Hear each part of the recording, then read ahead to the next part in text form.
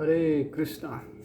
आप सभी का हार्दिक अभिनंदन और स्वागत है एक नई वीडियो के साथ। आज हम चर्चा करेंगे कर्म के विषय में, और कर्म में भी जो कर्म के 3 प्रकार हैं, आज हम उन 3 प्रकारों पर चर्चा करने वाले हैं, ताकि हम ये जान सकें कि हमारे जीवन में सुख क्यों आते हैं, हमारे जीवन में दुख क्यों आते हैं, हमारे जीवन में विविध प्रकार की घटनाएं क्यों घटती हैं, जिन घटनाओं से हमारा कुछ लेना देना भी नहीं होता, फिर भी वे घटनाएं हमारे साथ घटती हैं।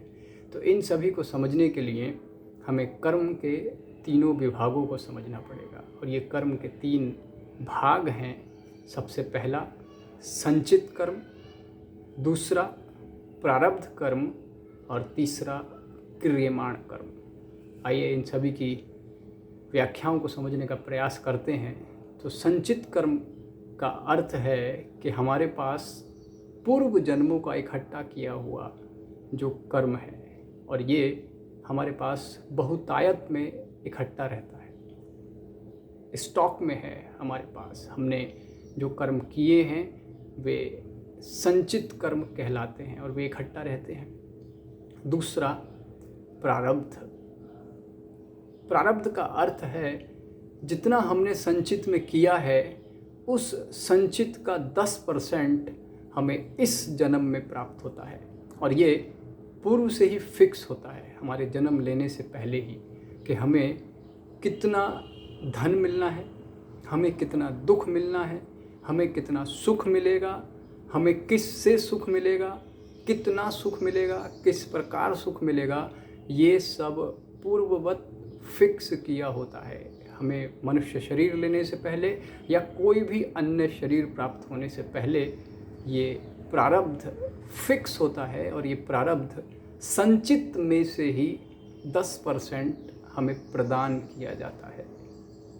तीसरा क्रियमाण। और जो क्रियमाण है, इस जीवन में जो जीवन हमें प्राप्त हुआ है, इस जीवन में जितना भी हम कर्म करते हैं, जितना भी कार्य हम करते हैं, वे सब क्रियमाण कहलाता है।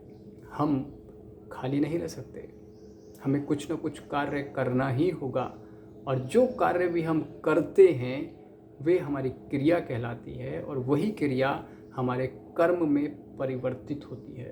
तो इस वर्तमान समय में हम जो कुछ भी कार्य करेंगे वे क्रियमाण कहलाता है। और यही क्रियमाण यदि हम अच्छा कार्य करते हैं तो हमारे संचित में इकट्ठा होता है, और यदि हम बुरा कार्य करते हैं तब भी ये हमारे संचित में ही इकट्ठा होता है, संचय होता रहता है। इसीलिए हमें अपने कर्मों को भी सोच समझ करके किया जाना चाहिए। यदि हम गलत कार्य को करेंगे तो हमें उनका गलत परिणाम प्राप्त होगा, यदि हम अच्छे कार्य को करेंगे तो हमें उनका अच्छा परिणाम प्राप्त होगा। लेकिन हमें प्रत्येक कर्म को भुगतना ही पड़ेगा।